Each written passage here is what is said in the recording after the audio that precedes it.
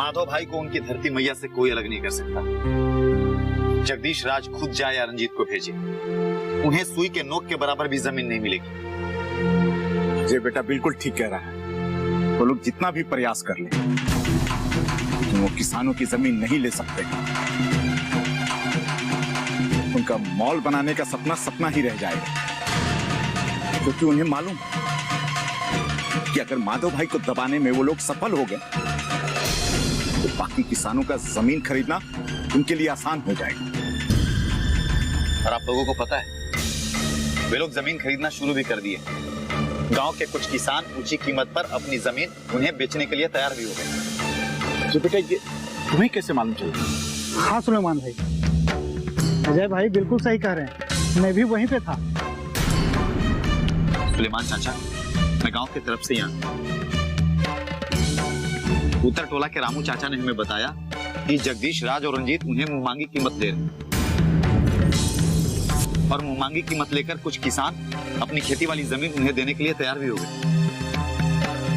और आपको पता है, उनमें से कुछ ने तो एडवांस पैसा भी ले रखा है। जी बेटा, उन्हें हर हाल में रोकना होगा हमें, तो ये जगदीश राज इस गांव को बर्बाद कर देगा। वहां आया ही इसी मकसद से है। हमें माधव भाई पे पूरा भरोसा है। वो तो किसी भी कीमत पे अपनी जमीन नहीं बेचेंगे, लेकिन बाकी किसानों का, उनके बारे में नहीं, कुछ नहीं कहा जा सकता है। अजय बेटा, तुम दामिनी के साथ जाओ और उन किसानों को जागरूक करो। उन्हें समझाओ कि खेती का महत्व उनके जीवन में क्या है। उन्हें हमें हर हाल में जागरूक करना होगा। आप ठीक कह रहे हैं सुलेमान चाचा। अपने गांव के किसान जब अपनी जमीन और खेती के महत्व को समझेंगे ना, तो अपनी जमीन बिल्कुल भी नहीं बेचेंगे। जगदीश राज और हुकुम सिंह चाहे कितना भी कुछ क्यों न कर, कितना भी किसानों को मूर्ख क्यों न बना दे, हमारे गांव के किसान उनके बहकावे में नहीं आने वाले।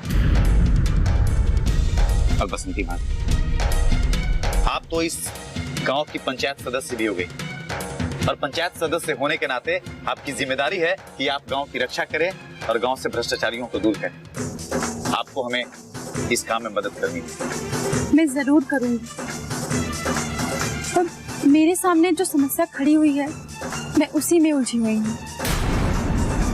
मुझे ये तो पता है कि चंदू के पापा उन लोगों को अपनी जमीन किसी कीमत पर नहीं देंगे, लेकिन रंजीत और उनके आदमियों ने अगर गैर कानूनी तरीके से जमीन हथियाने की कोशिश की तो बहुत बड़ी समस्या खड़ी हो जाएगी। बसंती भारती, अगर वे गैर कानूनी तरीके से काम करेंगे तो इसका उन्हें बहुत बड़ा खामियाजा भुगतना पड़ेगा। हाँ, अजय भाई बिल्कुल सही कह रहे हैं भाभी। सरकार अब कानून व्यवस्था में बहुत सख्त हो गई है। जगह जमीन के मामले में कोई भी आदमी, चाहे वो जितना बड़ा क्यों ना हो, किसी की पुश्तैनी जमीन जबरदस्ती नहीं हड़प सकते। हाँ बसंती भाभी, और ये समस्या सिर्फ आपकी नहीं है, हम सबकी, और इसमें सारा गांव आपका साथ देगा। हम लोग सब मिल बैठ के इस पे फैसला करेंगे। और अब तो दामिनी बिटिया इस गांव की सरपंच हो गई। अब इस गांव में सिर्फ विकास के कार्य ही होंगे, और इस गांव में अमन और शांति कायम होके रहेगा।